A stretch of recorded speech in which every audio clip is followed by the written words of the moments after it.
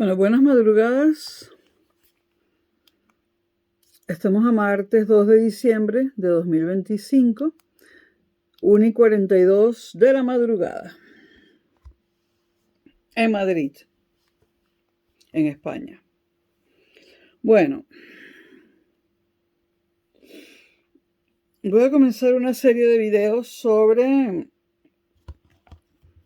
la historia reciente.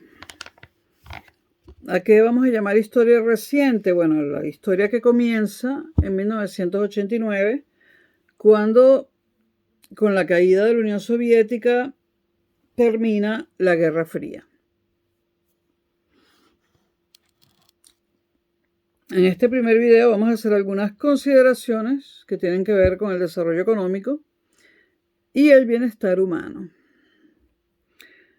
El instrumento más usado para expresar en términos cuantitativos los logros económicos de un país generalmente es el Producto Interior Bruto, el PIB.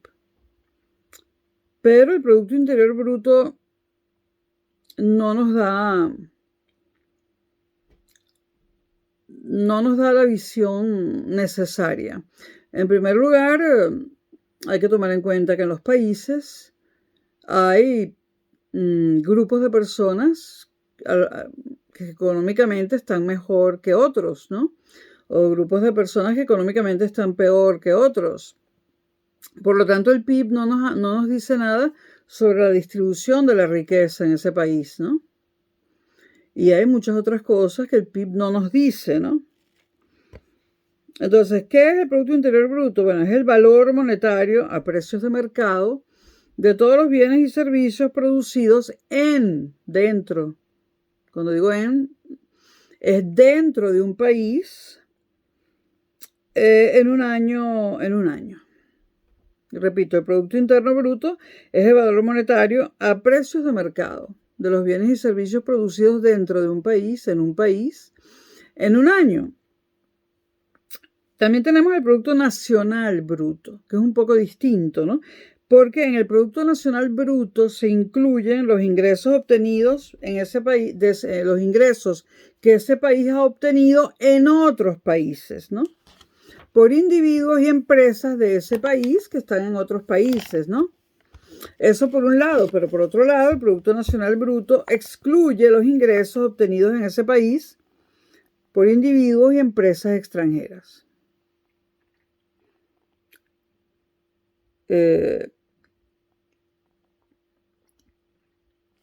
Ahora,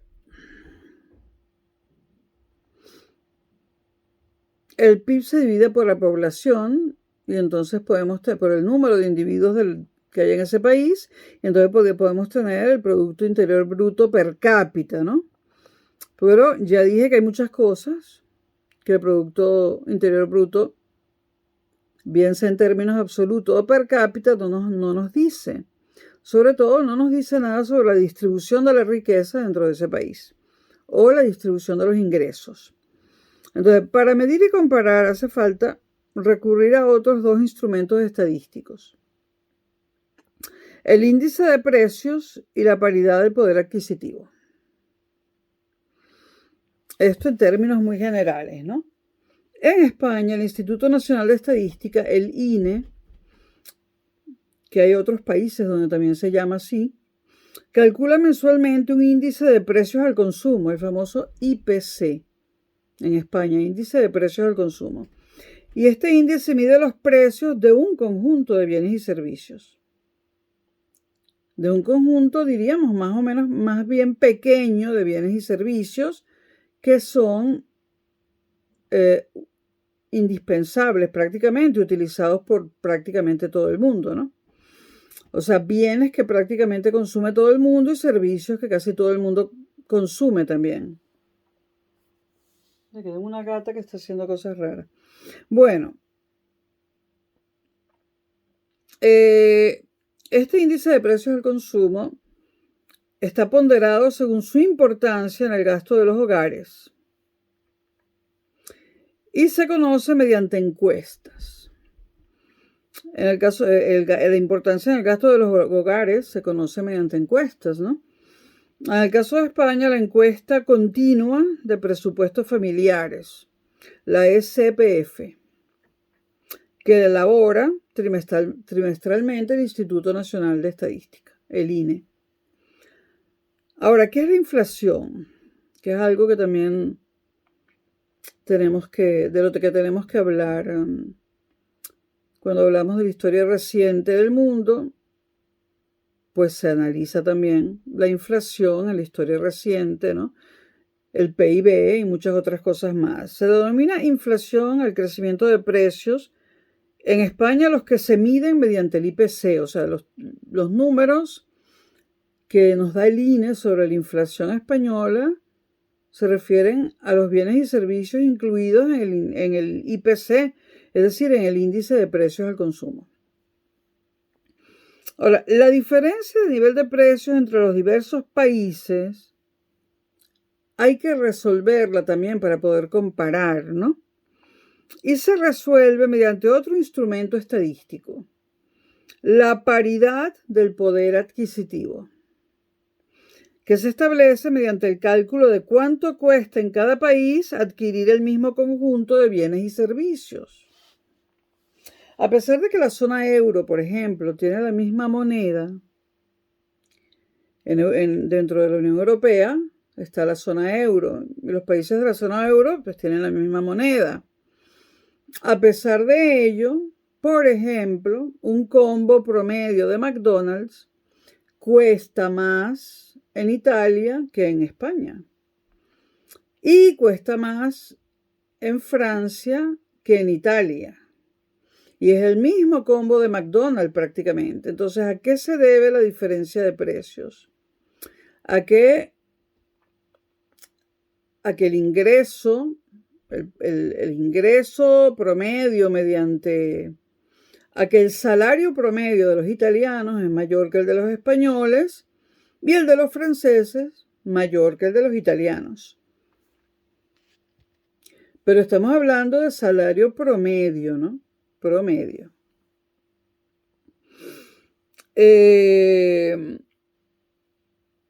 Entonces, para resolver este problema, usamos la paridad del poder adquisitivo, que es un instrumento estadístico. Puesto que en los países más desarrollados los precios son más altos,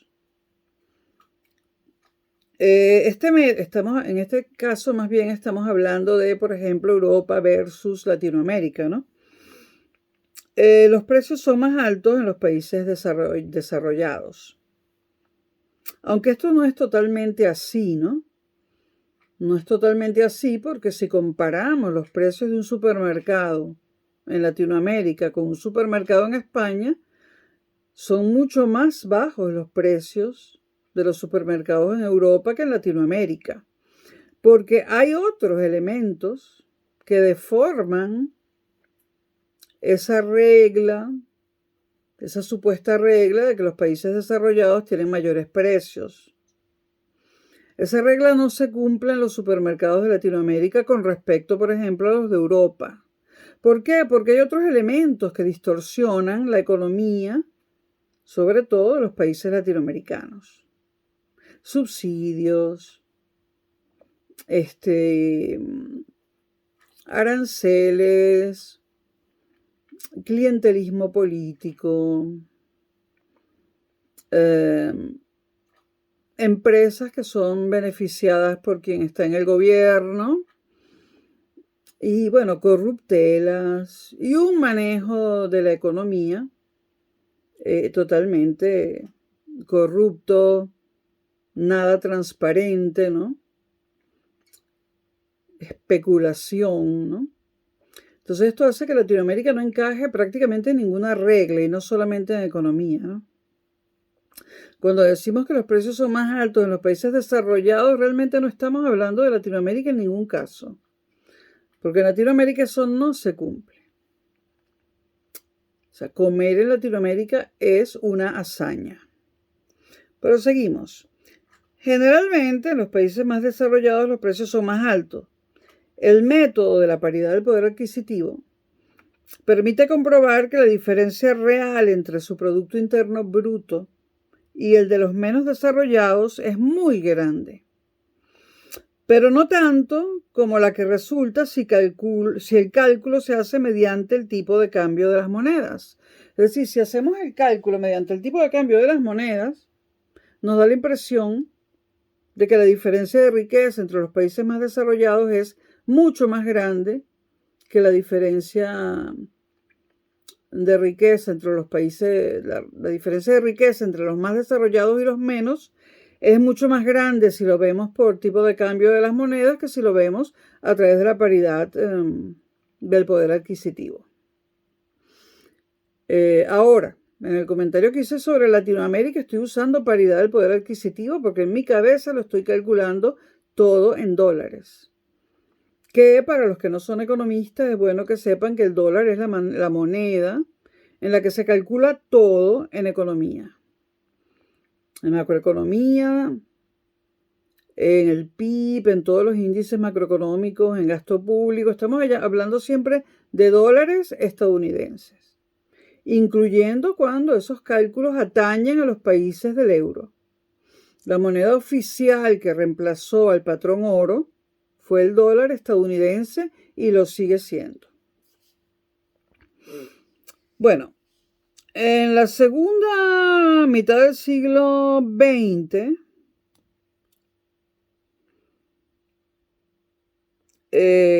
la tasa media de crecimiento del PIB mundial fue del 2,1% anual.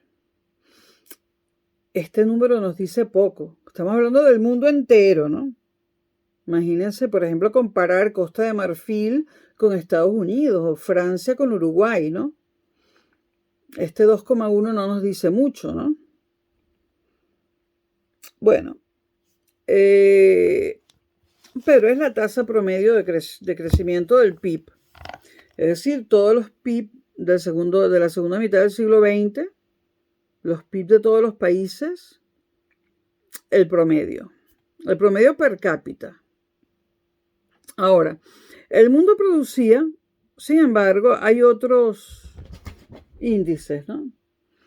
Por ejemplo, el mundo producía en el 2001, principios del siglo XXI, casi 3 veces más bienes y servicios que en 1950. 3 veces más bienes y servicios que en 1950. Eso es mucho, 3 veces más. Sin embargo, el crecimiento del PIB mundial fue solamente en esa época de 2,1% anual, el PIB mundial, ¿no?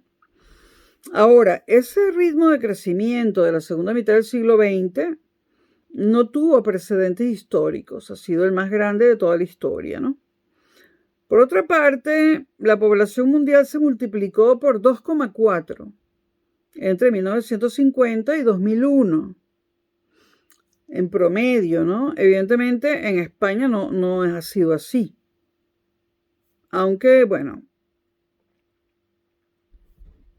hay países donde ha sido más alto que ese número y países donde ha sido más bajo. O zonas enteras del mundo donde ese 2,4 ha sido más grande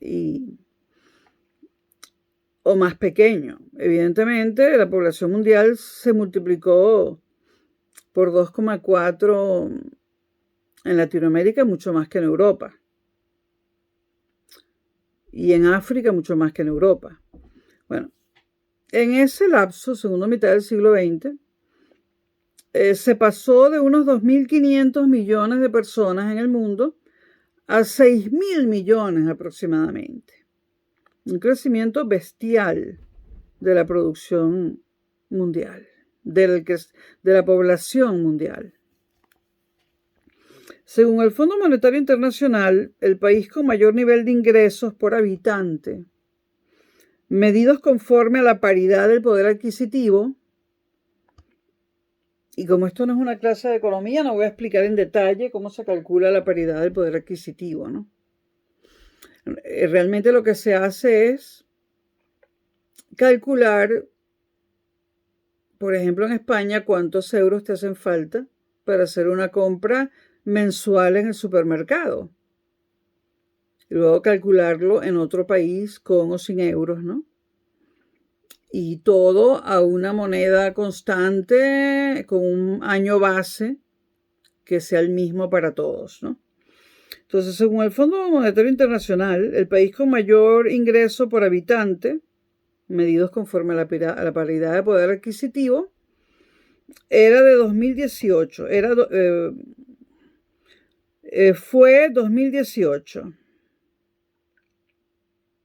Perdón, según el Fondo Monetario Internacional, el país con mayor nivel de ingresos por habitante en la segunda mitad del siglo XX, incluyendo el 2001, incluyendo el año 2001, fue Qatar.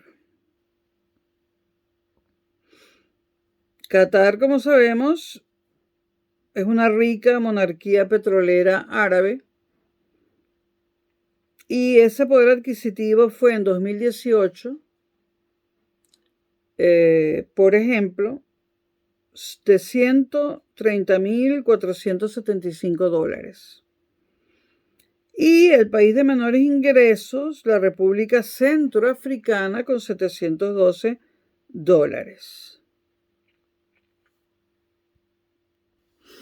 Entonces, me estoy basando en un libro que entre sus autores tiene un señor que es doctor en historia, y cuando da clases lo que hace es dar sus opiniones personales y las coloca como si fuesen verdades absolutas y son sus opiniones personales, y un señor que realmente yo creo que sumar no sabe, de economía no sabe nada. Entonces mezcla la segunda mitad del siglo XX, un señor español, amante de Obama porque, bueno, él quería un negro presidente de los Estados Unidos, ¿no? Y a pesar de ser español, es un tipo que vive hablando mal de España, ¿no? Entonces él habla de la segunda mitad del siglo XX y de repente coloca en el libro el año 2018, que me parece que no es de la segunda mitad del siglo XX, ¿no? Pero bueno, yo estoy tratando de dar una clase o de un video que pueda servirles para algo, a pesar de los autores de este manual. Yo lo que haya que corregir, lo corrijo. Entonces, hablábamos de la segunda mitad del siglo XX. Decíamos que la población mundial se había multiplicado por 2,4 y que había pasado de 2.500 millones, más o menos, a 6.000 millones. En los años que van desde 1950 hasta 2001. Luego vamos a hablar ahora de la desigualdad económica en el mundo de hoy. Y es en este subtema de la desigualdad económica, que podríamos llamar la desigual distribución de los ingresos y de la riqueza. En este tema encontramos, por ejemplo, en el año 2018, y corrijo lo que dije antes, encontramos, por ejemplo, en el año 2018, que el país con mayor nivel de ingresos es Qatar. Como sabemos, una monarquía árabe que vive del petróleo. Con $130.475 anuales. Por supuesto, ¿no? Y el de menor ingreso, República Centroafricana, con $700 estadounidenses anuales. Ahora, estos números pueden variar dependiendo de las fuentes. Hay muchas fuentes. Está el Fondo Monetario Internacional, está la ONUDI, que es la Organización de las Naciones Unidas para el Desarrollo. Y bueno, están las fuentes de los distintos países. Y dependiendo de la fuente pueden variar los números, porque cada fuente los calcula de manera distinta. Bueno, la desigualdad entre los países se suma, o sea, la desigualdad entre los países, por ejemplo, Alemania versus Camboya o Alemania versus Nigeria, a eso se le suma la desigualdad interna dentro de los países. En el caso de España podríamos decir pues, Cataluña versus Extremadura. Obviamente Cataluña es mucho más rica que Extremadura, ¿no? El método estadístico habitualmente usado para medir la desigualdad es una distribución estadística, se entiende, ¿no? Y de esa distribución estadística se obtiene el coeficiente Gini, que lo usan a cada rato los sociólogos, ¿no? Que constituye la expresión numérica de la curva de Lorenz.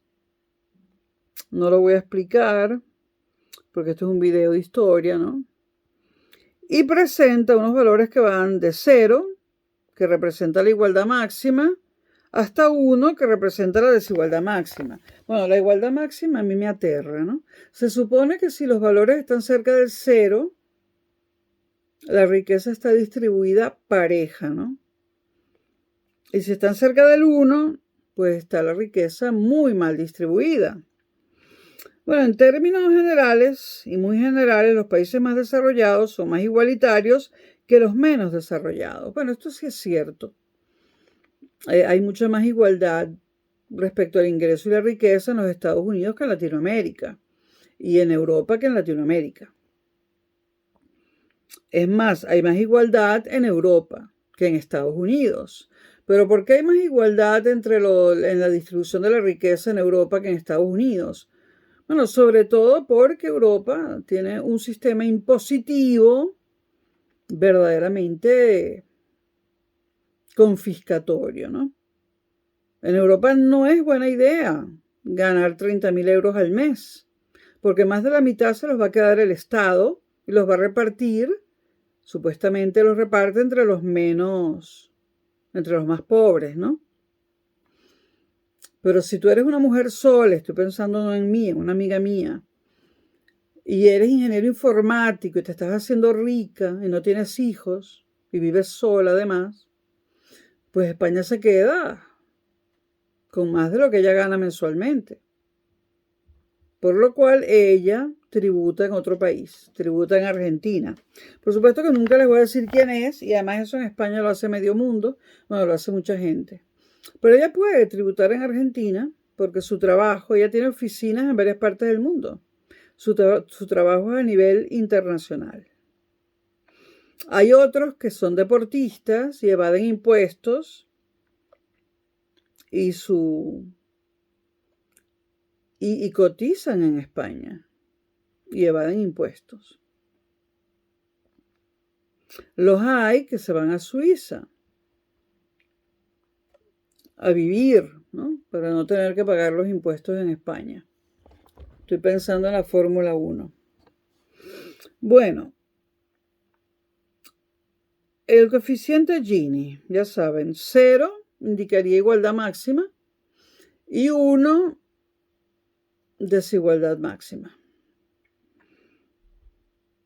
El número de personas que viven en extrema pobreza está definido como aquellas cuyos ingresos se sitúan en menos de 1,90 dólares actuales, dólares estadounidenses, por día.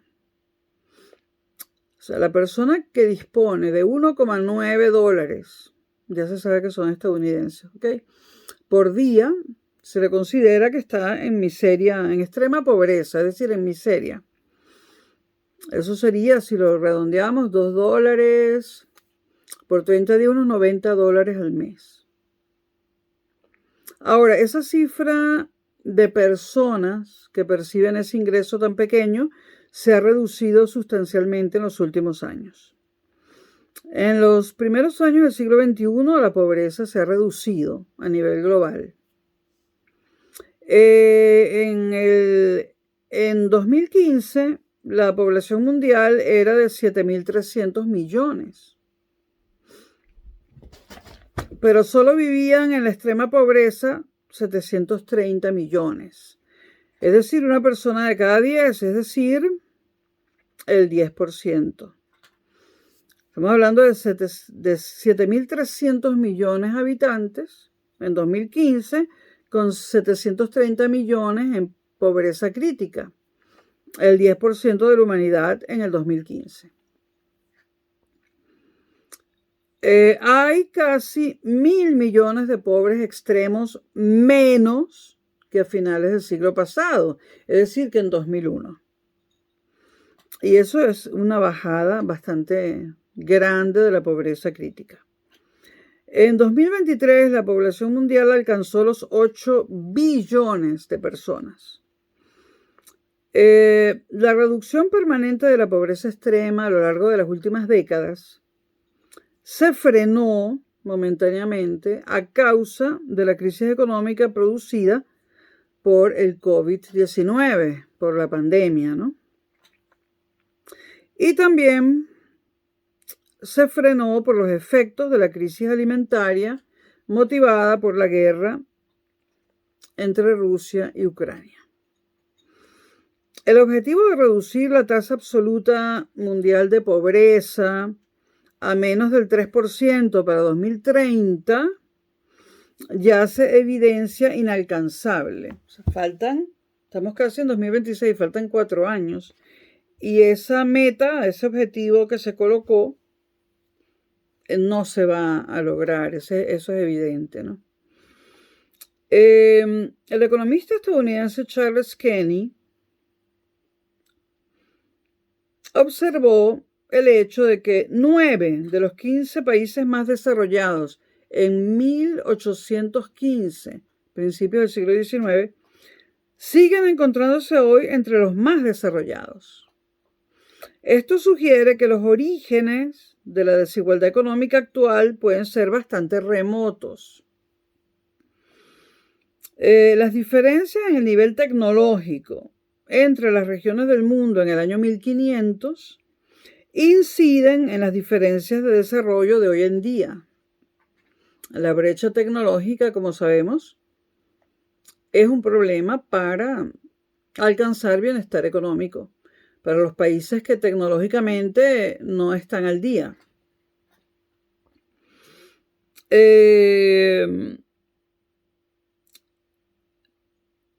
Ahora, ¿por qué esa diferencia en nivel tecnológico? Bueno, en parte porque la experiencia tecnológica adquirida facilita la capacidad de adoptar nuevas tecnologías. Si tú ya estás al día con las tecnologías, cualquier otra nueva tecnología que aparece la incorporas inmediatamente, ¿no? Oriente Medio y China eran las civilizaciones tecnológicamente más avanzadas en el año 1000 antes de Cristo. Oriente Medio y China, año 1000 antes de Cristo. Por delante de la India y Europa. Pero en 1500 era ya Europa la más avanzada. En el año 1500 después de Cristo. Seguida a poca distancia por China y a más distancia por la India y Oriente Medio. Estamos hablando del año 1500. No voy a mencionar los nombres de los que hicieron los estudios de donde se sacaron estas cifras para que el video no se haga tan largo. Bueno, estas 4 regiones fundamentales en los orígenes históricos del desarrollo tecnológico, como lo son Europa, Oriente Medio, la India y China, ocupan una extensión contigua entre las latitudes medias del hemisferio norte. Dentro de un vasto continente, Eurasia, que se prolonga a lo largo de un eje este-oeste. ¿Qué estamos diciendo aquí? Estamos diciendo que en la zona, o sea, que estas regiones se encuentran en una zona que está limitada por 2 latitudes. Está limitada por 2 latitudes, pero es una zona que se alarga en ese intervalo de esas 2 latitudes. Esa zona se alarga, es decir, es una zona que se alarga este-oeste o oeste-este, como lo quieran ver, ¿no?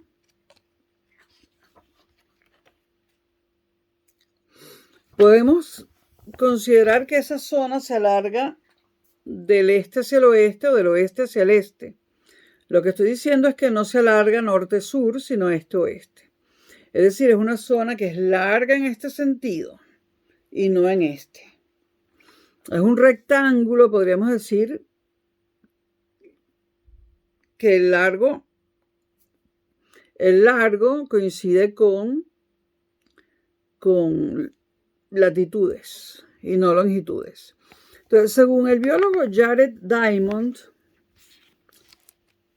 y yo no estoy de acuerdo con esta tesis, es una tesis vieja, pero no estoy de acuerdo con ella. La gente sí, porque la gente dice, ya voy a decir por qué, bueno. Según el biólogo Jared Diamond, biólogo tenía que ser en lugar de físico, matemático o ingeniero, es decir, no es inteligente. Según este biólogo, ello ha representado un factor crucial en su desarrollo histórico. Porque la similitud de clima, claro, entre estos dos latitudes, hay una similitud de clima. El clima es igual, el clima es parecido si la latitud es la misma o es parecida. Entonces, hay una similitud de clima y una relativa facilidad de las comunicaciones. Este biólogo dice que es más fácil comunicarse horizontalmente, este-oeste, que verticalmente norte-sur. Lo dice este señor. Entonces, seguimos. Según este biólogo, Jared Diamond, esto que acabo de describir, lo de la zona entre dos latitudes, una zona entre dos latitudes, pero entre dos latitudes donde hay 4 estaciones, donde hay invierno, ¿no?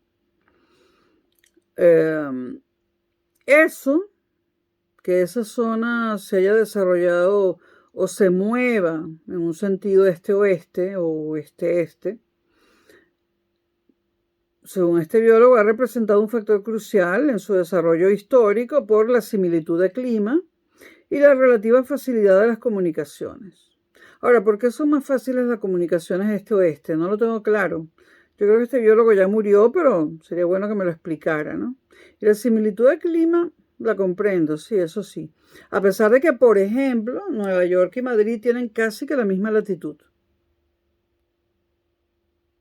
O sea, un avión va en línea recta de Madrid a Nueva York. Sin embargo, el invierno neoyorquino, a pesar de que está a orillas del mar, es más, Nueva York es un delta.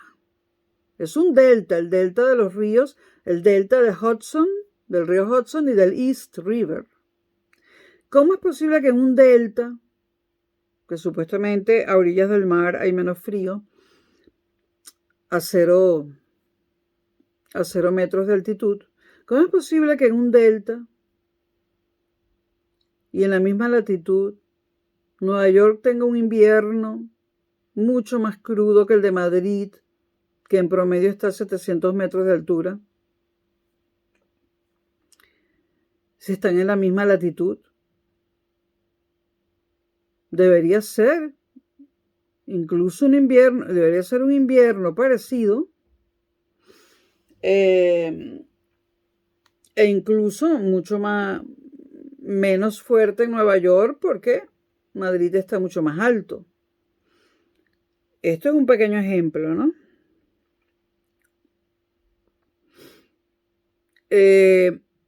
Bueno, esto ha permitido la difusión de las innovaciones agrícolas, me imagino que se refiere a la facilidad de la comunicación, y ganaderas desde los tiempos más remotos, pero este biólogo no toma en cuenta que hay montañas altísimas. Aún siendo este-oeste, hay montañas altísimas por donde hay que comunicarse, ¿no? Ahora, ustedes me dirán, hay túneles, sí, pero esos túneles los hicieron las personas que viven en esos túneles no vienen dados por la naturaleza. Los túneles dentro de las montañas, los puentes, los viaductos, los hizo el ser humano.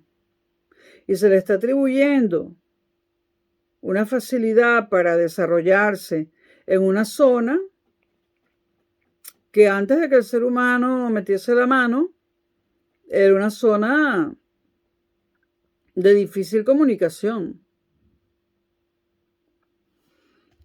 Ahora, esto es ideología pura, esto no es historia, esto es ideología pura. Esto es para decirle al mundo que no es que los africanos sean inferiores, sino que les tocó un continente malo, lleno de minerales, lleno de oro, de diamantes, de tierras cultivables, pero es malo. Igual que les tocó un continente terriblemente malo a los latinoamericanos, ¿no? A los iberoamericanos. Un continente más rico que los Estados Unidos, y sin embargo ellos son pobres. Porque según este biólogo no tienen una comunicación este-oeste. No, ¿verdad? Porque la gente no se desplaza entre San Francisco y Nueva York. Eso es difícil, eso es facilísimo, ¿no? La gente se desplaza entre San Francisco y Nueva York porque los norteamericanos construyeron vías de comunicación. Además, en el trópico también hay zonas. En el trópico hay zonas entre dos paralelos también, entre dos latitudes distintas. Es más, entre el trópico de Capricornio y el trópico de Cáncer el clima es parecido. Y sin embargo, hay países miserables y hay países más desarrollados allí. Bueno, ahora, este señor continúa diciendo que las masas terrestres de América y África se disponen en un eje norte-sur, lo que genera una variedad climática que dificulta la difusión de las plantas y el ganado. Y este señor decía que su aislamiento geográfico respecto a los núcleos de innovación euroasiáticos, debido a los océanos y al desierto del Sahara, construyó un obstáculo adicional. Lo que este señor no dice es que la tecnología es hecha por el hombre. Y la hicieron los europeos, los chinos, los de Oriente Medio y los de la India. Le echa la culpa a las comunicaciones y a lo del eje norte-sur. Los africanos no tienen tecnología porque no la han desarrollado, porque no la han inventado los conocimientos. O sea, los descubrimientos científicos se hicieron en Europa y en el Oriente Medio y en la China. Si se hubieran hecho en África o en la América precolombina, serían desarrollados, ¿no? Entonces le está echando la culpa al clima y al eje norte-sur, en lugar de decir que hay razas que inventaron la tecnología y razas que no. O razas que llegaron lo máximo a inventar una lanza envenenada.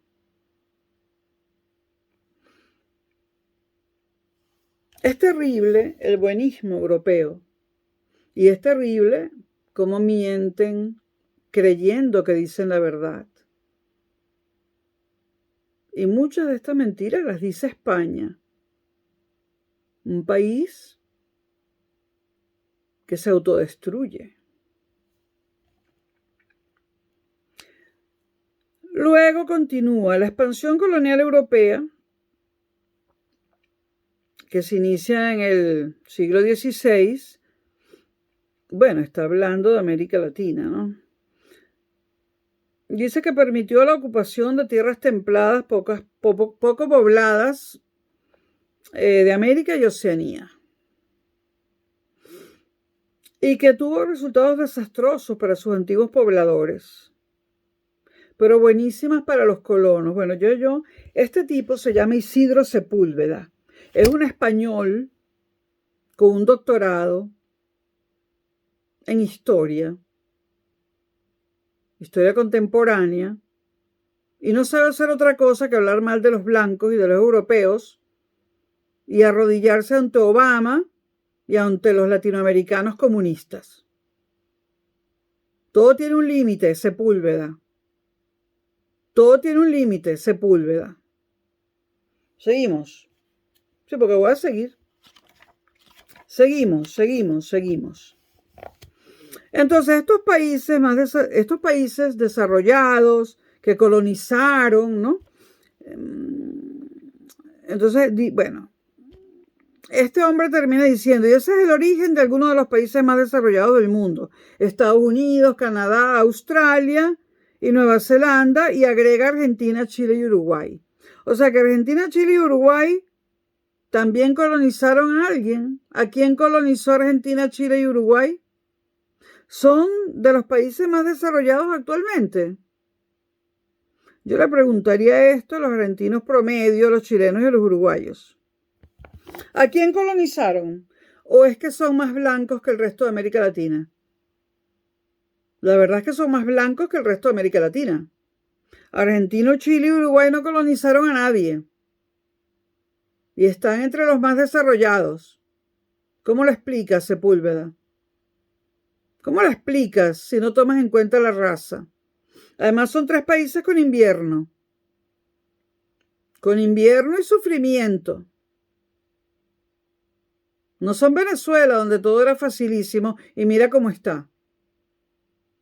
Apoyada por Zapatero, por Monedero, por Pablo Iglesias.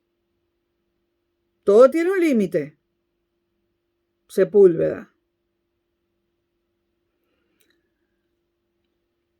Bueno, la geografía también es un factor importante en el desarrollo económico. Evidentemente España no es el país para estudiar ciertas cosas, ¿no? Los climas templados, o sea, entre los factores geográficos que perjudican a los países están los climas templados. Claro, los climas templados. Porque el invierno es de pinga, ¿no? En el invierno la gente se muere de pulmonía y neumonía. Pero eso es beneficioso para la economía, el invierno. Debemos deducir de cualquier libro entre cuyos autores se encuentre Sepúlveda. El clima templado es pésimo para la economía. Según este manual, las lluvias también. Fíjate qué cosa, ¿no? Yo creía que sin las lluvias los cultivos no progresaban. Ahora parece que en la sequía es donde se puede cultivar.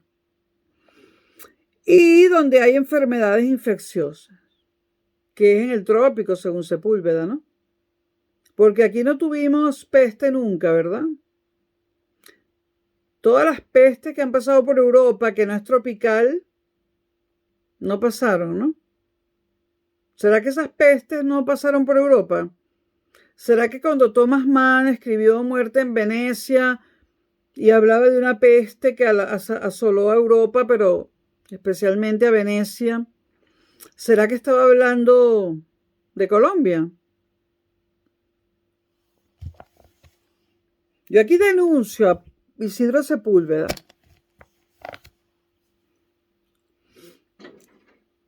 Bueno, ni la historia ni la geografía imponen, sin embargo, y ahora dice sin embargo, a las naciones un destino inapelable. Menos mal que se da cuenta, ¿no?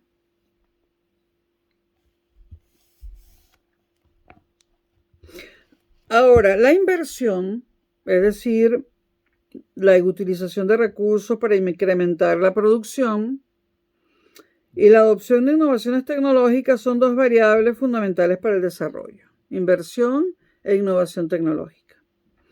Robert Solow, quien recibió el Premio de Economía en 1987, un comunista seguro, vamos a ver. Robert Solow, un comunista.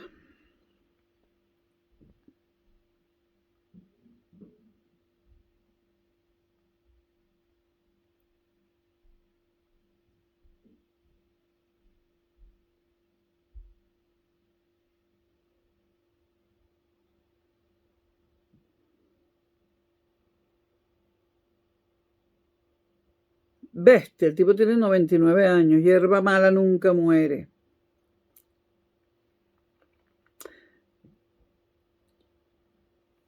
Ay, se murió con 99.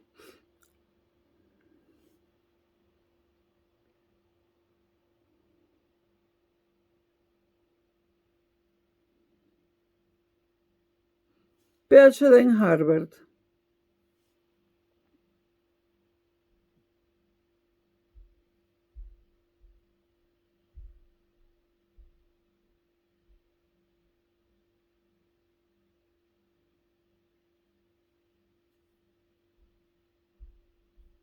Bueno, Joseph Stiglitz, nada menos, fue uno de sus alumnos y discípulos.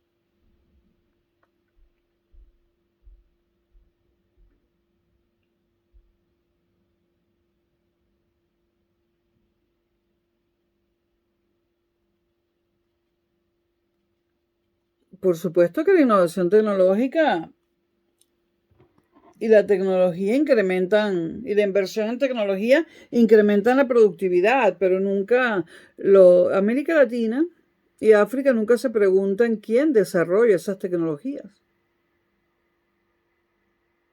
Parece que es la obligación de Europa, de los Estados Unidos, del Oriente Medio, desarrollar tecnologías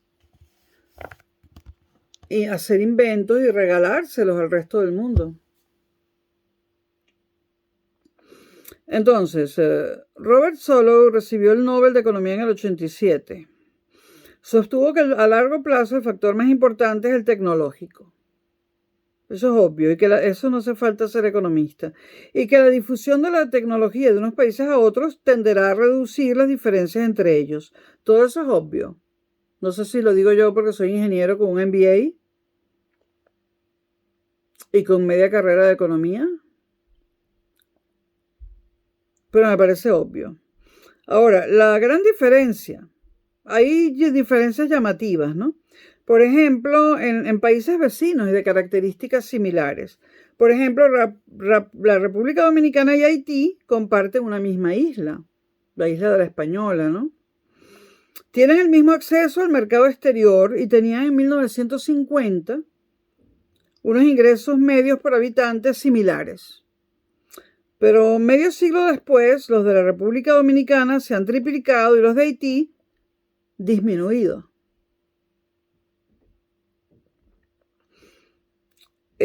¿Alguien tiene alguna teoría para explicar por qué Haití y República Dominicana, que comparten la misma isla, que tienen las mismas latitudes y longitudes aproximadamente y el mismo clima y el mismo acceso a los mercados, por qué se han desarrollado de forma tan desigual?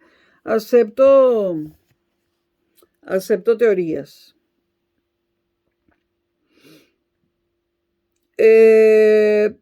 También están los casos de países que quedaron partidos en dos al inicio de la Guerra Fría.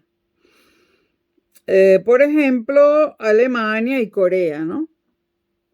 Las economías de mercado durante la Guerra Fría de la Alemania Occidental, lo estoy agregando yo, que aquí está mal puesto, y Corea del Sur, experimentaron un desarrollo mucho mayor que el alcanzado bajo un régimen comunista por sus países hermanos del este y del norte. La experiencia del último medio siglo apenas deja dudas acerca de la mayor capacidad de la economía de mercado para generar desarrollo. Bueno, esto le debe haber costado un mundo a este tipo poner esto aquí.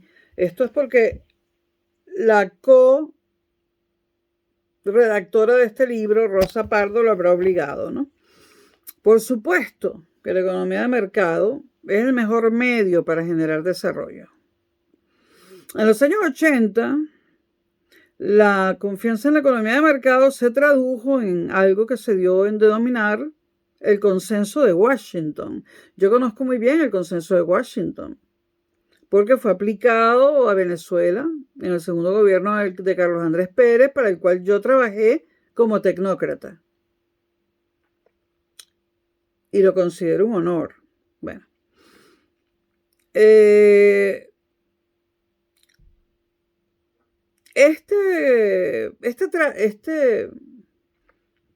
Esta transición desde las economías centralizadas e intervenidas por el Estado de América Latina a la economía de mercado fue apoyado financieramente por el Fondo Monetario Internacional y el Banco Mundial.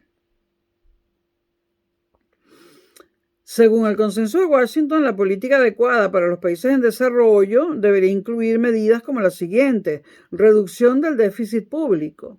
¿Alguien puede pensar que eso es malo? No, eso es bueno.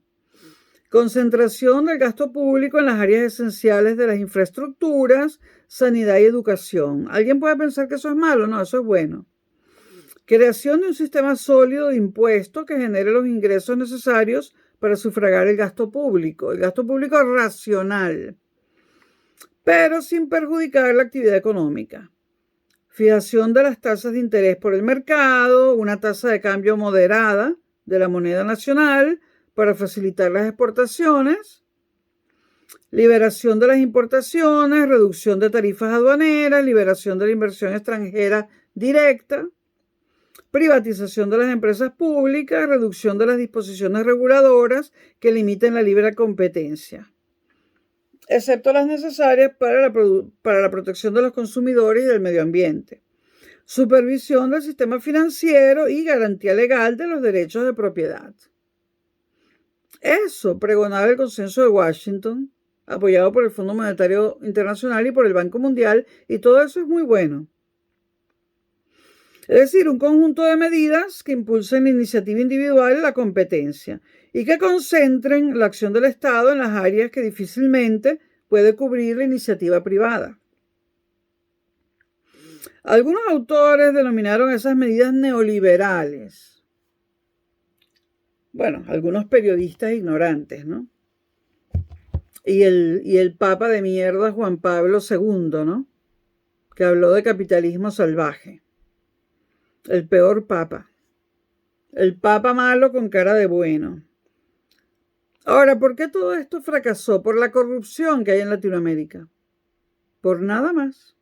Por la corrupción y porque los latinoamericanos, sobre todo los caribeños, son todos unos ladrones y unos vagos. Esta es la realidad. Yo estoy mejorando el libro, estoy corrigiéndolo. Las medidas liberalizadoras adoptadas por muchos gobiernos, y esto se aplicó en Chile, en Argentina, en Brasil y en Venezuela sobre todo, a partir de los años 80 han contribuido al avance de la globalización económica. Pero el fenómeno de la globalización responde también a otros factores, como el espectacular avance en las telecomunicaciones y la reducción de los costes de transporte. El también llamado neoliberalismo, como la globalización, han sido objeto de fuertes críticas tanto por parte de sectores académicos. A ver, Sepúlveda, si mencionas cuáles sectores académicos son esos. Basura le digo a Sepúlveda. En su mayoría ajenos al área de las ciencias económicas. Eso sí es verdad, como de movimientos sociales. Movimientos sociales o movimientos terroristas, Sepúlveda.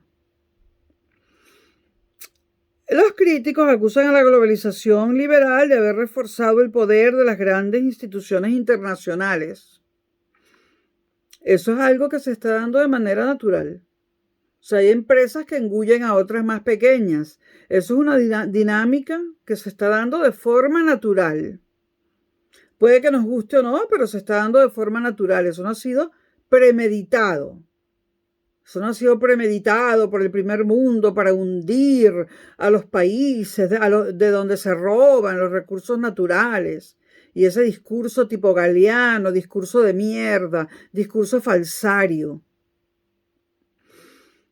Los críticos acusan a la globalización, repito, de haber reforzado el poder de las grandes instituciones internacionales y de las grandes empresas transnacionales, en perjuicio de las democracias nacionales. A las democracias solamente las han perjudicado los grupos terroristas y los carteles de la droga, como el cartel de los soles, que no existe, pero yo quiero que exista y voy a decir siempre que existe para que acaben con eso.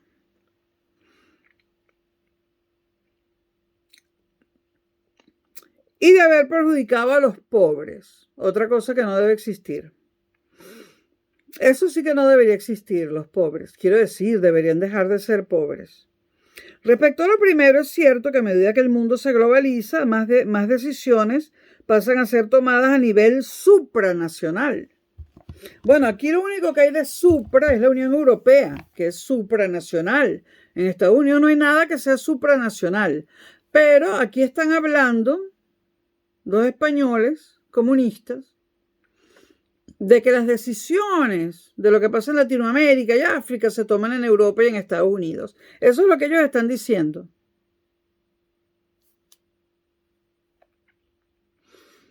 Pero conviene recordar que si los electores respaldan a los gobiernos que han impulsado medidas de apertura al exterior es porque suponen que tales medidas los benefician.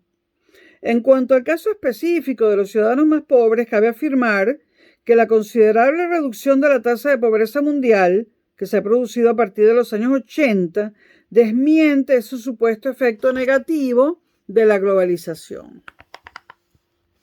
Esto porque él no escribió el libro solo, no lo dejan. Si lo dejaran, el libro tendría tapas rojas, hojas rojas, sería rojo, rojito.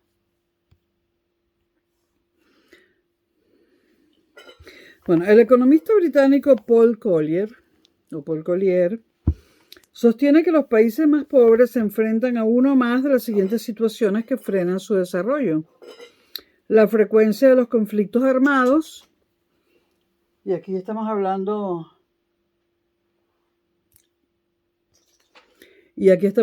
de África, por ejemplo. Entonces, la frecuencia de los conflictos armados, la excesiva dependencia de recursos naturales fácilmente exportables. Entonces exportan los recursos naturales, pero no se desarrollan. El aislamiento respecto al comercio internacional de aquellos países sin acceso al mar, que se encuentran a su vez rodeados de países pobres, y el mal gobierno. Según Paul Collier, en un estudio realizado en 2007. Según dice Paul Collier, un estudio fechado en 2007. Ahora, hay que preguntarse si la desigualdad interna de los países tiene un efecto en su desarrollo.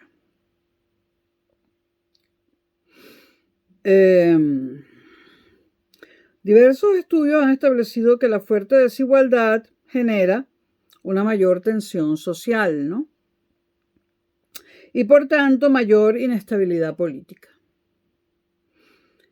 Favorece la exigencia popular de una mayor redistribución de la riqueza mediante impuestos elevados y subvenciones al consumo que distorsionan la economía, e induce a la minoría rica a recurrir a la sanidad, a la enseñanza e incluso a la seguridad privada.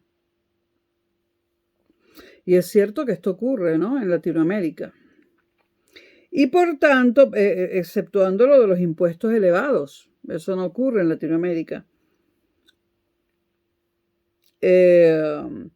Y por tanto, a no asumir el esfuerzo fiscal necesario para que el Estado desarrolle esas funciones. Bueno, aquí se dice que hay impuestos altos, pero que la gente rica no los quiere asumir. Es decir, que hay países donde la gente evade impuestos y no pasa nada. Y evade impuestos enormes. No está claro esto, ¿no? Bueno, además, una desigualdad acusada tiene efectos perjudiciales para la salud de la población, los logros educativos y la tasa de criminalidad. La justificación del crimen por parte de la izquierda y de la delincuencia es verdaderamente atroz. Por eso el youtuber venezolano Daniel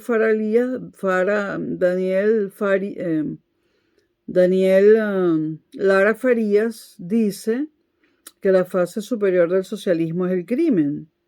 Lo dice porque lo es. Bueno, hay un índice de desarrollo humano que, combinando los datos de ingresos, salud y conocimientos, ofrece una visión más real de los logros alcanzados en proporcionar una vida mejor a las personas. Y es el índice de desarrollo humano, el IDH, Índice de Desarrollo Humano, que fue adoptado por el Programa de Naciones Unidas para el Desarrollo, el PNUD. PNUD. A partir de 1990, el PNUD, dice a partir del 90, pero yo trabajaba con datos del PNUD y del Índice de Desarrollo Humano antes de 1990. Pero bueno, El PNUD viene publicando informes anuales que ofrecen los datos del Índice de Desarrollo Humano en los diferentes países del mundo. Bueno, puede ser que antes no los publicara de manera masiva, no sé. La metodología para calcular el Índice de Desarrollo Humano, el IDH, ha sido modificada en el 2010. A partir de entonces representa la media geométrica de otros 3 índices: el de esperanza de vida, el de educación y el de ingresos. El índice de la esperanza de vida representa los años que vivirá un recién nacido si se mantienen las condiciones actuales. El índice de educación combina los años promedio de escolarización, es decir, los que efectivamente han estudiado las personas de 25 o más años de edad, con los años esperados de escolarización. En cuanto al índice de ingresos, ya no se basa en el PIB, en el Producto Interno Bruto, sino en el ingreso nacional bruto.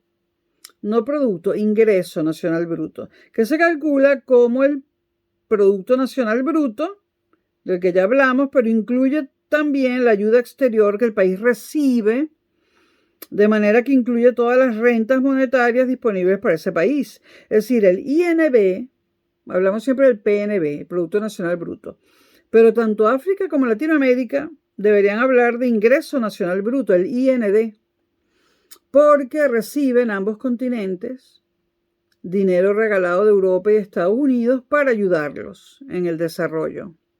Ahora, se lo roban todo el dinero, pero eso no es culpa ni de Europa ni de Estados Unidos. Los venezolanos se robaron, la oposición venezolana se robó la ayuda a que se le dio a Guaidó. Esto lo sabemos bien los venezolanos. El PNUD, Programa de Naciones Unidas para el Desarrollo, por cierto que hay un sobreempleo enorme en las Naciones Unidas y sobre todo en el PNUD. Yo no trabajé nunca para el Programa de Naciones Unidas para el Desarrollo, sino que fui asesora de Cordiplan, el antiguo Ministerio de Planificación venezolano, ¿no? Pero tenía que ir a las instalaciones del PNUD a menudo a buscar sobre todo cifras, ¿no? Y tenían una cantidad de empleados bárbara, una nómina súper abultada y nadie hacía nada. Había días en que nadie iba a esa oficina. Y así es. Naciones Unidas y la OEA y todas esas organizaciones tienen exceso de personal. Hay gente que nunca va, pero cobra un sueldo, ¿no? Y son un foco de corrupción mundial enorme, igual que la Corporación Andina de Fomento, ¿no? Con un montón de gente en nómina que ni siquiera sabe dónde está la oficina, ¿no? Focos enormes de corrupción y no veo ninguna intención a nivel mundial para acabar con ello, ¿no? A veces me pregunto si es que Estados Unidos y Europa saben eso, porque es dinero de Estados Unidos y de Europa el que se está robando allí. Bueno, el PNUD divide a los países del mundo según su índice de desarrollo humano en 4 cuartiles. Los cuartiles siempre son 4, Sepúlveda. Es decir, 4 grupos con el mismo número de países cada uno, los de desarrollo muy alto, desarrollo medio y desarrollo bajo. El grupo de desarrollo muy alto incluye en el 2018 a países como los de Europa Occidental, Estados Unidos, Canadá, Israel, Japón, Corea del Sur, Chile, Argentina y Uruguay. Desarrollo muy alto, dice el PNUD. El de desarrollo alto engloba países como Irán, Turquía, China y buena parte de América Latina. ¿Desarrollo alto en América Latina dónde? Desarrollo muy alto y alto. De eso están hablando aquí. Y han nombrado en ambos grupos a América Latina. Bueno. Esto no se vende en América Latina. Bueno. En el de desarrollo medio se encuentran Indonesia, la India, Pakistán, Bangladesh y otros países asiáticos, así como Sudáfrica. Finalmente, el de desarrollo bajo está compuesto por países del África subsahariana, junto con países en guerra como Afganistán y Siria. Estamos hablando del 2018, por lo de países en guerra, ¿no? Los países árabes se distribuyen entre los 4 grupos. O sea, hay países árabes muy rico, de desarrollo muy alto, de desarrollo medio y de desarrollo bajo. Según el PNUD, Programa de Naciones Unidas para el Desarrollo, la esperanza de vida mundial al nacer experimentó un constante aumento durante la segunda mitad del siglo XX y el primer cuarto del XXI. Se pasó de 46,5 años en 1950, esto es en promedio en el mundo, ¿no?, a 71,9 en 2023.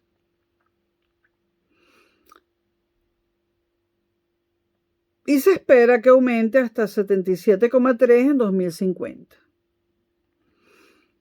En 2017 España tenía una esperanza de vida de 83 años, por nombrar un país, ¿no?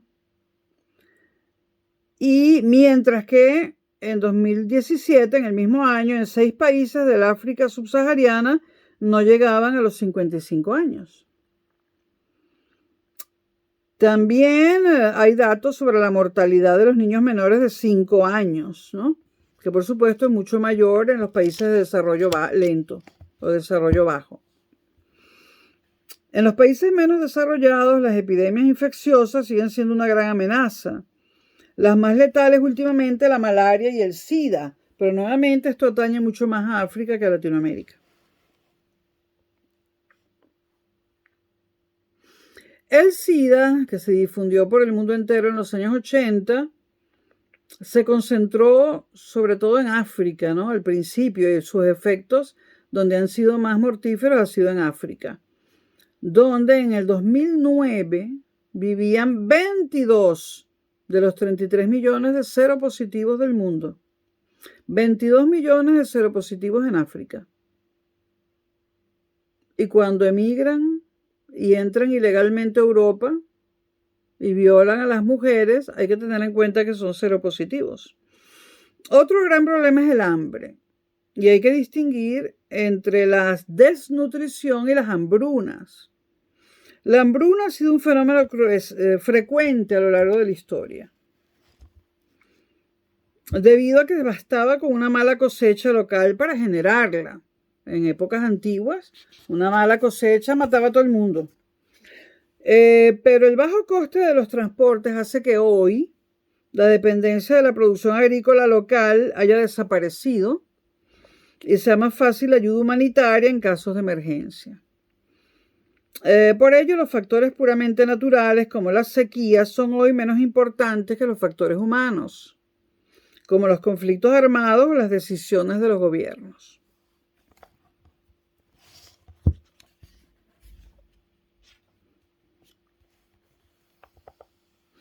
Según el Informe Mundial sobre las Crisis Alimentarias hecho por la FAO en 2022, la FAO es la fundación esa que tiene sede en Roma y que monitorea el hambre en el mundo, ¿no?, y la desnutrición. Bueno, según la FAO, en su informe de 2022, más de 250 millones de personas en el mundo padecían hambre aguda. Y sobre todo en estos países: Somalia, Afganistán, Burkina Faso, Haití, Nigeria, Sudán del Sur y el Yemen. Ahora, si vemos el desarrollo humano en una perspectiva histórica larga, notamos una espectacular victoria contra la amenaza de una muerte temprana. La humanidad ha logrado una victoria espectacular en este sentido, claro, mirando la historia desde hace milenios, ¿no? El incremento de la productividad agrícola, el abaratamiento de los transportes, la mejora en el alcantarillado y en el suministro de agua, la mayor higiene doméstica, el avance de la medicina y la creación de una red de atención sanitaria han disminuido de una manera espectacular la posibilidad de una muerte temprana.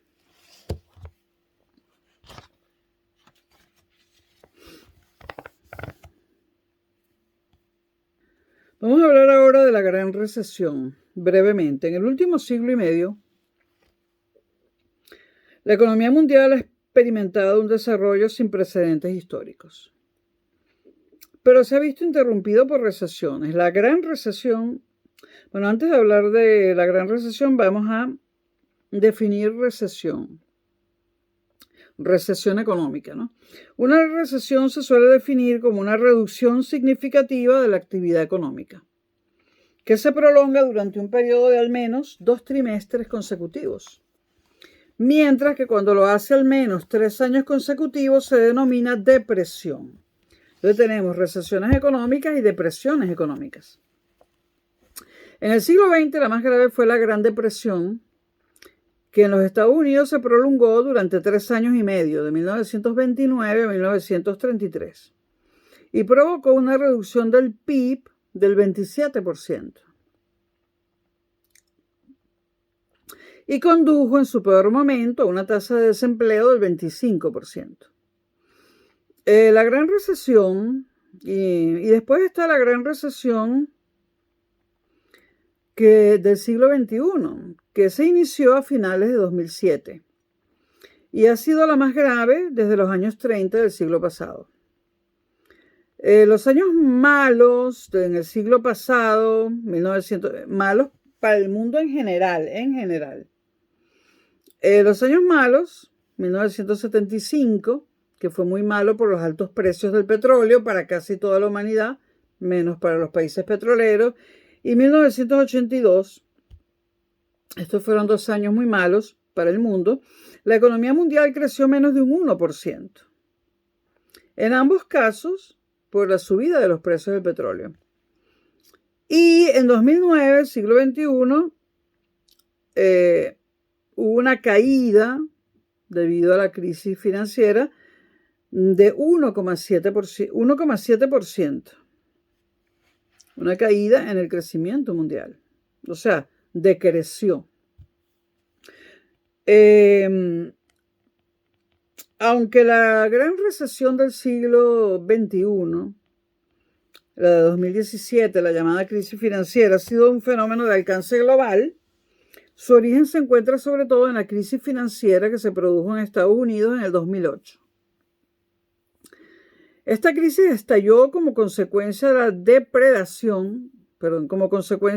la depreciación de ciertos sofisticados productos financieros, ligados sobre todo a las hipotecas que muchos ciudadanos habían suscrito en el marco de una prolongada burbuja inmobiliaria que acabó cuando en el 2007 el precio de las viviendas empezó a bajar.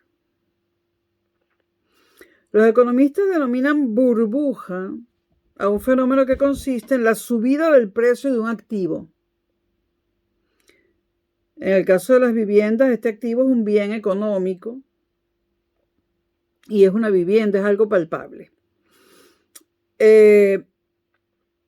Repito, los economistas denominan burbuja un fenómeno que consiste en la subida del precio de un activo, se entiende que muy por encima de su valor intrínseco, ¿no? De su verdadero valor. Las burbujas se autoalimentan, ya que si el precio de un bien sube continuamente, resulta rentable comprarlo para venderlo después a un precio mayor, o simplemente para disponer de un activo que se revaloriza con el paso del tiempo. Con lo que se da la paradoja de que cuanto más se encarece un bien, mejor se vende. Llega, sin embargo, un momento en que la burbuja estalla, cuando empiezan a escasear los compradores dispuestos a pagar los elevados precios, ¿no?, alcanzados. Con lo que el mecanismo pasa a funcionar al revés. La gente se apresura a vender ante el temor de que los precios bajen más aún. Y esto es lo que ha pasado con las burbujas inmobiliarias, porque la ha habido en Estados Unidos, la ha habido en España y en otros países, ¿no? Las burbujas económicas también se llaman especulativas. Son un fenómeno bastante frecuente basado en el deseo de adquirir bienes que se revalorizan y desprenderse de los que se desvalorizan. Lo que se exagera primero, con lo cual se exagera primero la subida de los precios y luego se exagera la caída de los precios. Las viviendas se pagaban en su mayoría en Estados Unidos mediante créditos hipotecarios. Y fue en el mercado hipotecario de los Estados Unidos donde se generó en parte la crisis financiera del siglo XXI, debido a la falta de rigor con la que se concedieron las hipotecas. Incluso en casos en que existía un alto riesgo de que el cliente no llegara a devolver el crédito. Estas son las hipotecas llamadas hipotecas subprime. Y debido a que las entidades que las concedían traspasaban el riesgo a terceros, estamos hablando de los Estados Unidos, mediante sofisticados productos financieros. Una hipoteca subprime es aquella que se da a un interés demasiado bajo y siempre termina mal. Entonces, las tasas de interés eran bajas, el crédito resultaba por lo tanto barato, ¿no? Esto se le reprochó a la Reserva Federal, que funciona como el Banco Central de los Estados Unidos, ¿no? Se le considera el responsable, es el responsable de regular la oferta monetaria y fue el responsable de la burbuja inmobiliaria en los Estados Unidos. La Reserva Federal podría haber frenado la burbuja mediante una política monetaria más restrictiva, tirar menos dinero en la economía, imprimir menos billetes, ¿no? Pero en ese momento se deseaba estimular la reactivación de la economía, tras las dificultades en Estados Unidos de los años 2000 y 2001, generadas por el colapso de la llamada burbuja.com, es decir, vinculada a empresas de Internet, que también hubo en Estados Unidos una burbuja en el mercado de Internet. Y si no recuerdo mal, hubo caídas en el índice Nasdaq de la Bolsa de Nueva York, que es el que rige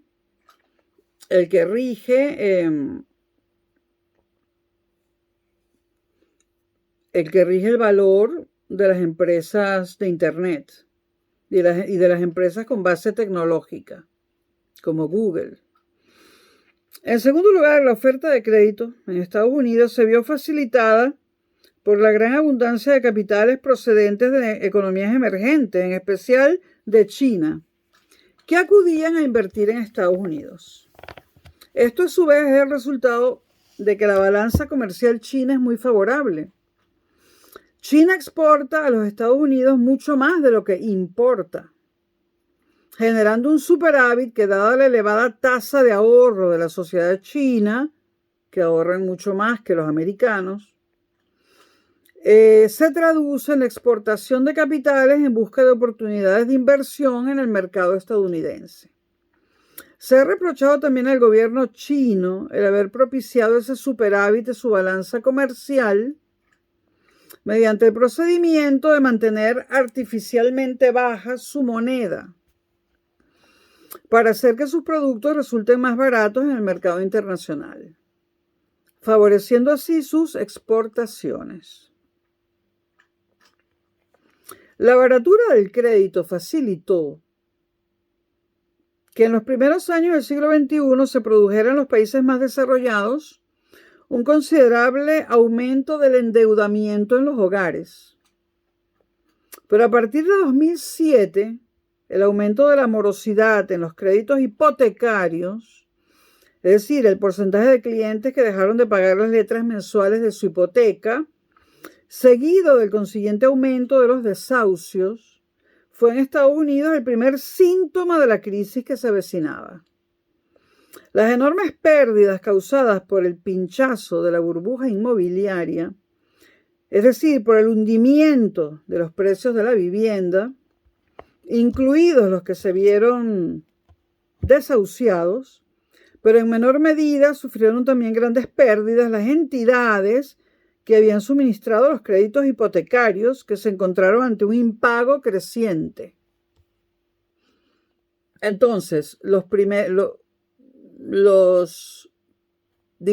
afectados de manera más inmediata por el rompimiento de la burbuja inmobiliaria fueron los dueños de casas o apartamentos que ya no podían seguir pagando. Y en segundo lugar, los bancos que dieron las hipotecas, ¿no? Ahora, lo más grave para la economía en conjunto fue la pérdida sufrida por los acreedores, porque fueron estas las que generaron la crisis del sistema financiero, que es el que proporciona el crédito, y sin esto la economía no funciona. Se ha dicho siempre que el crédito representa para la economía lo que el aceite para los motores. Por otra parte, el daño causado no solo a la economía estadounidense, sino a la mundial, por el hundimiento del mercado hipotecario de los Estados Unidos, solo se explica por las peculiaridades características que había asumido el sistema financiero. La característica esencial de un banco es que asegura a los clientes que le confían su dinero que podrán retirarlo en cualquier momento, a pesar de que buena parte de sus depósitos estén invertidos en activos que no se pueden convertir en dinero en efectivo de un día para otro. Es decir, que no son activos líquidos. Si todos los clientes pretendiesen retirar el dinero al mismo tiempo, los bancos no podrían hacer frente a sus compromisos y quebrarían todos a nivel mundial. Esto fue lo que ocurrió en la Gran Depresión de los años 30 a nivel estadounidense, ¿no? La primera Gran Depresión. A partir de esta gran crisis de los años 30 del siglo pasado, los bancos de los Estados Unidos y los de otros países también están sometidos a una regulación que les impone un determinado porcentaje de reservas en efectivo, generalmente el 10%, y la participación en un sistema de aseguramiento de sus depósitos. La reserva en Estados Unidos, la Federal Deposit Insurance Company, que equivale al Fondo de Garantía de Depósitos español, y que se llama así en muchos países latinoamericanos también, Fondo de Garantía de Depósitos Bancarios. Ahora, a finales del siglo XX empezaron a surgir unas instituciones financieras que no eran estrictamente bancos, y al no incurrir en los gastos impuestos por la regulación bancaria, podían ofrecer intereses más altos. En los Estados Unidos se los llamó por ello banca en la sombra. Un ejemplo de esta banca en la sombra son los hedge funds, una expresión que al traducirla, podríamos traducirla como fondos de inversión protegidos frente al riesgo. Ahora, en la práctica resultaron ser fondos que ofrecían una rentabilidad alta porque efectuaban inversiones de alto riesgo. Pero hay una ley en las finanzas: cuanto más alto es el riesgo, más altas pueden ser las ganancias si ganas. Pero la posibilidad de ganar está establecida a nivel mundial para este tipo de cosas en un 10%. De cada 10 personas gana una y 9 pierden todo. Entonces, estos hedge funds son esos fondos que ofrecen una rentabilidad alta, pero que efectúan inversiones de alto riesgo. Los hedge funds contribuyeron mucho a difundir un nuevo tipo de productos financieros, los llamados activos derivados.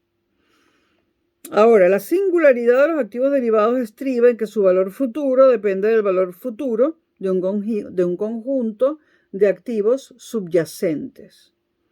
La idea es que así se reduce el riesgo porque difícilmente se hundiría la cotización de todos los activos que subyacen al activo derivado. El problema es que con ese sistema el comprador puede no darse cuenta de en qué se funda el valor del activo derivado que él está comprando. Finalmente resultó que las hipotecas estadounidenses, incluidas las subprime, se convirtieron en el principal activo subyacente de derivados, de estos activos derivados, que debido a su alta rentabilidad fueron adquiridos por respetables bancos y fondos de inversión de los Estados Unidos, Europa y Japón. Con ello, estos activos depreciados se convirtieron en activos tóxicos que envenenaron el sistema financiero mundial. La tendencia del gobierno de Bush y del Partido Republicano a creer que la economía funciona mejor cuando la regulación estatal es mínima, bueno, esto es un principio del liberalismo económico, ¿no? No solo de Bush y del Partido Republicano, ¿no? La economía funciona mejor cuando la regulación estatal es mínima, favoreció el desarrollo de esta banca en la sombra. Bueno, vamos a estar claros. El liberalismo se basa en la no intervención del Estado donde no hace falta, ¿no? Y yo llamo intervención a meter plata pública en negocios privados. Pero por supuesto el Estado sí tiene que vigilar el sistema financiero, ¿no?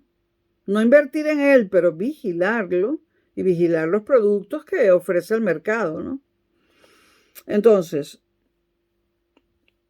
Bush y el Partido Republicano eran los que estaban allí en ese momento.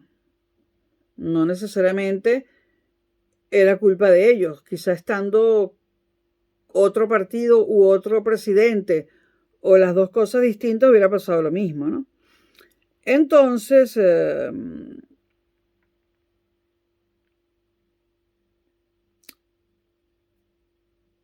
el problema fue que había una mínima regulación estatal y no se reguló esta llamada banca en la sombra. Cuando la cotización de las hipotecas se hundió, la burbuja, debido a los impagos, lo mismo ocurrió con los activos derivados.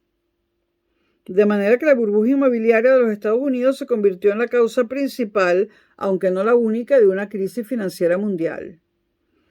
A su vez, las dificultades del sector financiero provocaron una restricción del crédito, que afectó negativamente a los demás sectores.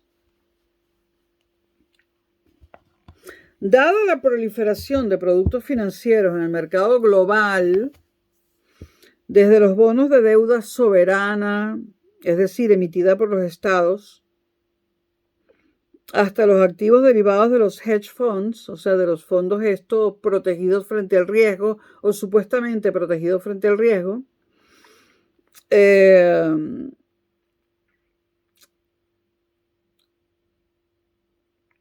resulta crucial la valoración de los riesgos que cada tipo de inversión tiene. Esa tarea la realizan entidades privadas denominadas agencias de calificación de rating. 3 de las cuales, todas ellas estadounidenses, acaparan el mercado mundial: Standard & Poor's, Moody's y Fitch. Su actuación en estos últimos años ha sido objeto de muchas críticas porque antes de 2008 concedieron altas calificaciones a activos que luego se revelaron tóxicos. Y más tarde contribuyeron a agravar la crisis europea de la deuda soberana, es decir, de la deuda emitida por los estados, mediante las bajas de las calificaciones.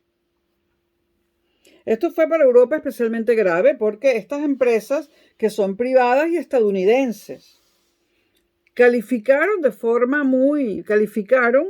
las deudas de los países europeos con un rating muy bajo, lo cual hizo que la gente no quisiera comprar los bonos de las deudas.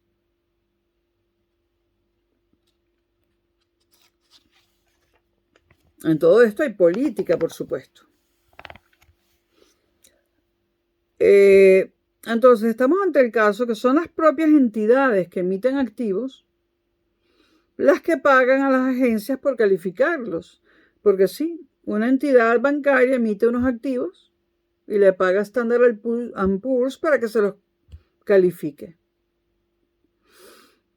En la génesis de la Gran Recesión han jugado un papel importante estos conflictos de intereses. Estamos hablando de la recesión del siglo XXI, de la que empezó en 2007, ¿no?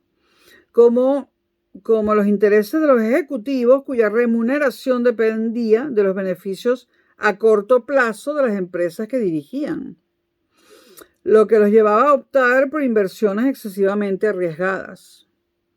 También puede surgir un conflicto de intereses cuando las mismas personas cambian con facilidad de un puesto en una empresa privada a un cargo público en la institución estatal que ha de regular la actuación de estas empresas. Un caso importante es el de la quiebra de las empresas financieras. Y nos hacemos una pregunta. ¿Debe el Estado acudir en su ayuda con dinero de los contribuyentes? O sea, ¿debe el Estado salvar bancos con el dinero de los contribuyentes? En España se hizo, ¿no? En la aplicación del principio de riesgo moral, no debería serlo porque supone fomentar una tendencia hacia la irresponsabilidad.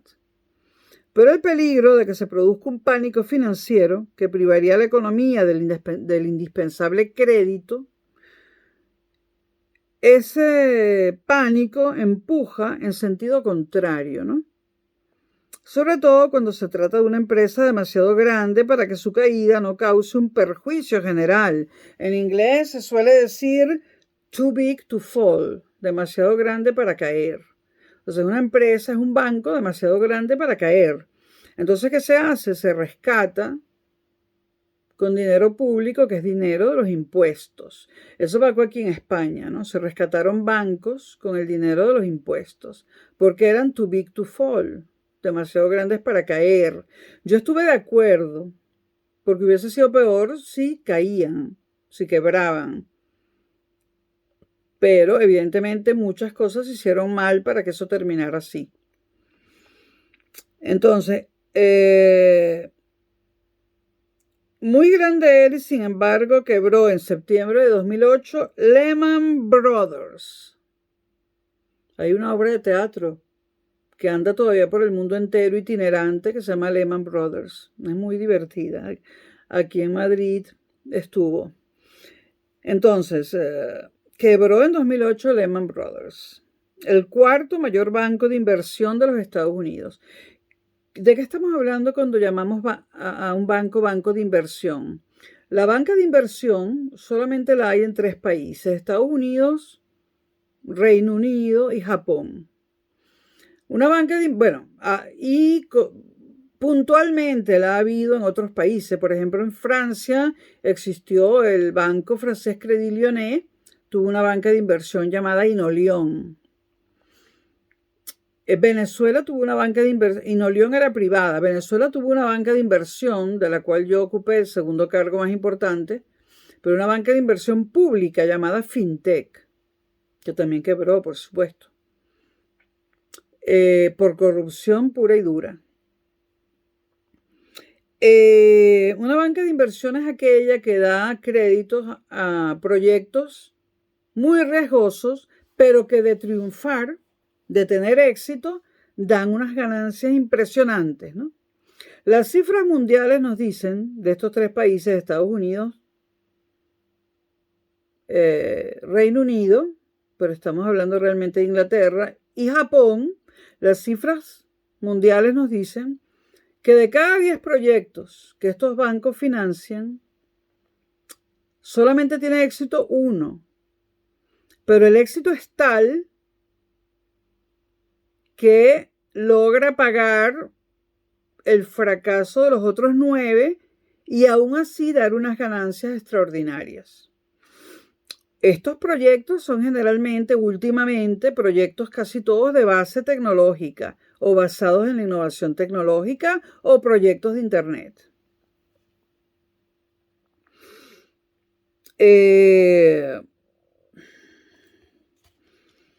Entonces, Lehman Brothers, el cuarto mayor banco de inversión de los Estados Unidos,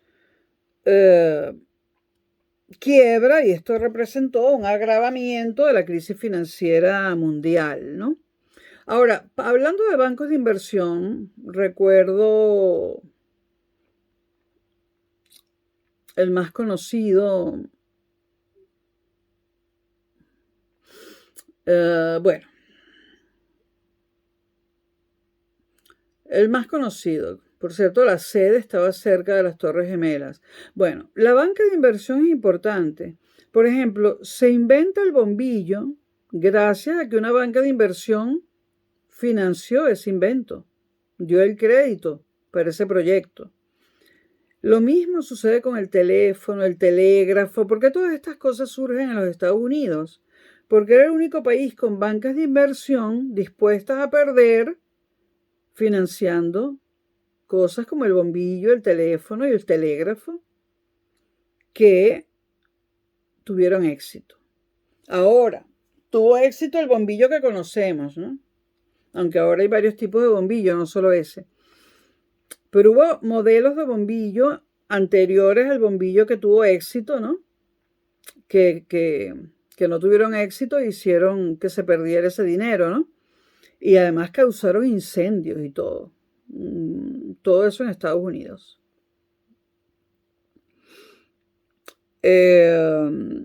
Bueno, las señales de alarma, sin embargo, habían sonado antes de que quebrara Lehman Brothers, cuando el banco francés BNP Paribas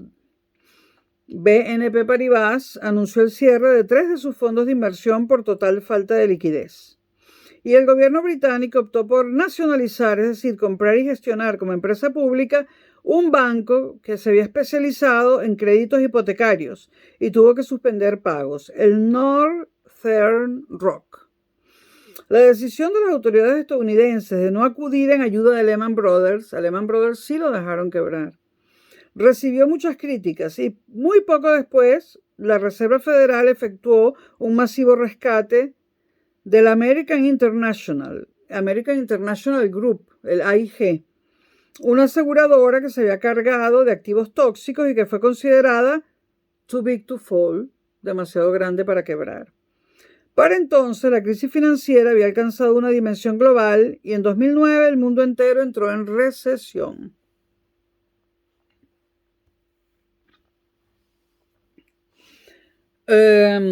Bueno, en Europa hubo crisis en los países del sur de Europa, como deben recordar, Grecia, España, Italia, Portugal, pero sobre todo Grecia, Portugal y España.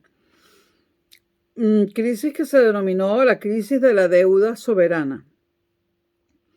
La Unión Europea hubo de implicarse a fondo en la lucha contra la crisis, concediendo importantes ayudas financieras a los países afectados por la crisis, que fueron acompañadas de la exigencia por parte de la Unión Europea de medidas de ajuste para reducir el déficit público. Se le dio dinero, es decir, fueron rescatados Grecia y Portugal. España no, porque España decidió hacer sus medidas de ajuste sin que Bruselas se las impusiera, ¿no? Grecia y Portugal sí necesitaron el rescate de Europa. También Irlanda se vio gravemente afectada y Chipre. En esos países se ha producido un gran incremento del déficit público y todavía hoy en día hay déficit público en esos países. En algunos de ellos no se sabe el monto del déficit público exactamente, como en España, ¿no? Suponemos que cuando termine el gobierno de Pedro Sánchez, y si es que gana el PP y la derecha en general, pues sabremos el déficit público que tiene España, ¿no? ¿Qué es el déficit público? La diferencia entre los ingresos y los gastos de la administración pública. Bueno, esto ha conducido a un creciente endeudamiento, ¿no? En 2012, la deuda pública del conjunto de los países de la zona euro, recuerden que no todos los países europeos pertenecen a la zona euro, en 2012 la deuda pública del conjunto de países de la zona euro equivalía al 90% de su Producto Interno Bruto. Casi nada, ¿no? Muy por encima del límite del 60% establecido en el Tratado de Maastricht, Tratado de la Unión Europea, ¿no? Y Grecia se situaba en el 170%. El endeudamiento se produjo tanto por la disminución de los ingresos del Estado, de los ingresos del Estado debido a que la menor actividad económica se traducía en menores ingresos fiscales, en menores impuestos, en una menor recaudación del impuesto sobre la renta y otros impuestos. Y también este endeudamiento se produjo por el aumento de los gastos, debido a factores como el aumento del pago del seguro de desempleo, conocido en España como el paro, el seguro de desempleo, o el rescate de bancos en dificultades.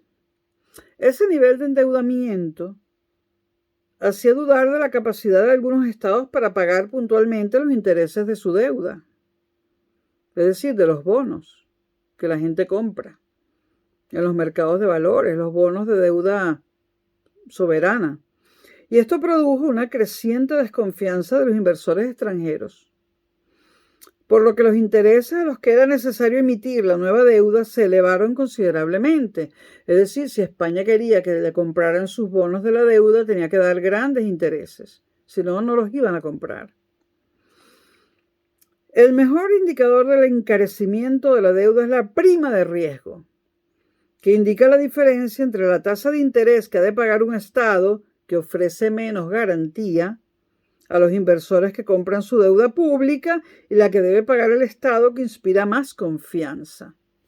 La diferencia entre los intereses que paga el Estado que inspira menos confianza respecto al que inspira más confianza, la diferencia de esos intereses de deuda soberana se conoce como la prima de riesgo. Grecia, Irlanda, Portugal y Chipre recibieron préstamos masivos destinados a sanear sus finanzas públicas. Ya dije que España no, porque España asumió desde el gobierno un recorte sin que le fuera impuesto. Presidía, o sea, el que hizo el recorte, el que hizo el ajuste fue el presidente Mariano Rajoy. Un ajuste que fue necesario. Y gracias a ese ajuste hecho por Rajoy, no tuvimos necesidad de pedirle un rescate a la Unión Europea, a Bruselas, lo cual hubiese sido terrible en términos de ajustes. Entonces, Grecia, Irlanda, Portugal y Chipre sí tuvieron que pedir rescate, ¿no? Y recibieron préstamos masivos destinados a sanear sus finanzas públicas, ¿no? Sobre todo préstamos de la Unión Europea. Pero fueron condicionados a la adopción de medidas de ajuste, denominadas rescates. España solo recibió un préstamo destinado a apoyar el sector bancario, pero no recibió un rescate.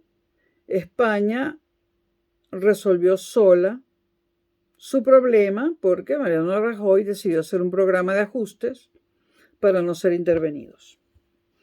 Entonces, un papel crucial en la lucha contra la crisis lo jugó el Banco Central Europeo, el antiguo Bundesbank, el que era el Banco Central Alemán, que ahora es el Banco Central Europeo, ¿no? Presidido desde noviembre de 2011 por el italiano Mario Draghi. Las palabras de Draghi el 26 de julio de 2012, en un momento de renovado temor a un agravamiento de la crisis, cuando afirmó que el Banco Central Europeo estaba dispuesto a tomar todas las medidas que fueran necesarias para salvar al euro, produjeron un inmediato descenso de las primas de riesgo, sobre todo las de España, Italia y Francia, y se consideran el punto de inflexión en el desarrollo de la crisis. El Banco Central Europeo había empezado a tomar medidas 2 años antes, en mayo de 2010, cuando comenzó a comprar títulos de deuda pública y privada. Títulos de deuda públicos y privados, y en particular aceptó la garantía del gobierno griego para su deuda, a pesar de que las agencias de rating, las agencias de calificación de riesgo, habían reducido su calificación al mínimo.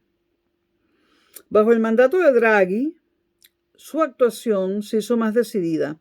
El tipo de interés de los créditos del Banco Central Europeo a los bancos se fue reduciendo. Y en noviembre de 2013 se situó en 0,25%, de lo cual se beneficiaron sobre todo los bancos de Grecia, Irlanda, Italia y España. De la divergencia a la convergencia. En el siglo XVI comenzó una gran divergencia que se prolongó hasta fines del siglo XX. Perdón que se descarga esto.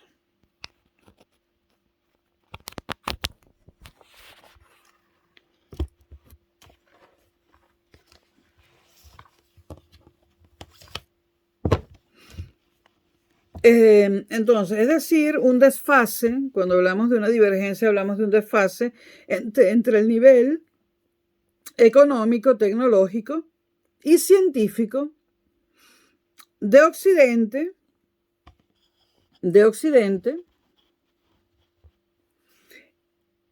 y de grandes civilizaciones como la China, la India y el Islam, que entraron en una fase de estancamiento en contraste con el dinamismo de Europa y de las nuevas naciones creadas por los europeos en ultramar. Es decir, esto empezó en el siglo XVI, la divergencia, ¿no? Esto produjo una diferencia entre el bienestar humano de Occidente y el del resto del mundo. Sin embargo, en las últimas décadas, el desarrollo económico de la humanidad en su conjunto ha ido acompañado de una notable reducción de las diferencias en el índice de desarrollo humano del que ya hablamos, aunque siguen siendo muy importantes y por la emergencia de nuevas potencias económicas como la China, la India y Brasil. La recesión iniciada en 2008, al haber afectado a todos los países más desarrollados, especialmente Europa, ha contribuido también a esta nueva convergencia que está cerrando poco a poco la brecha abierta hace 500 años. Ahora, la pandemia, el COVID. El 30 de diciembre de 2019, las autoridades sanitarias chinas comunicaron oficialmente una nueva enfermedad de etiología desconocida, que 2 meses más tarde fue caracterizada por la OMS, la Organización Mundial de la Salud, como emergencia de salud pública de preocupación internacional. Se le designó como SARS-CoV-2, aunque posteriormente se hizo conocida con el nombre de COVID-19. Ahora, ¿cómo se difundió la rapidez de expansión, el número de países afectados en los 5 continentes y las graves consecuencias en salud, economía y sociedades? Esto tuvo una dimensión histórica y se puede calificar como la primera pandemia del mundo globalizado, un fenómeno disruptivo de alcance superior a una crisis bélica. Por supuesto, las facilidades del transporte actuaron como catalizador para difundir esta pandemia por el mundo entero. Tuvo su primer pico en el año 2021, a principios. Ahora, un año después de su aparición, la epidemia ya había contagiado a 250 millones de personas y había causado 5 millones de fallecimientos. Todo ello a pesar de que para impedir las interrelaciones sociales que pudieran favorecer la expansión del coronavirus, en la mayor parte de los países se utilizó una medida drástica. En España se utilizó, inédita para muchos países, el confinamiento doméstico de la totalidad de la población. Ahí fue cuando yo empecé a engordar. Tras las graves consecuencias sanitarias, las socioeconómicas multiplicaron los efectos negativos. El confinamiento poblacional congeló la producción mundial, porque si no podías salir a trabajar, esto congela la producción.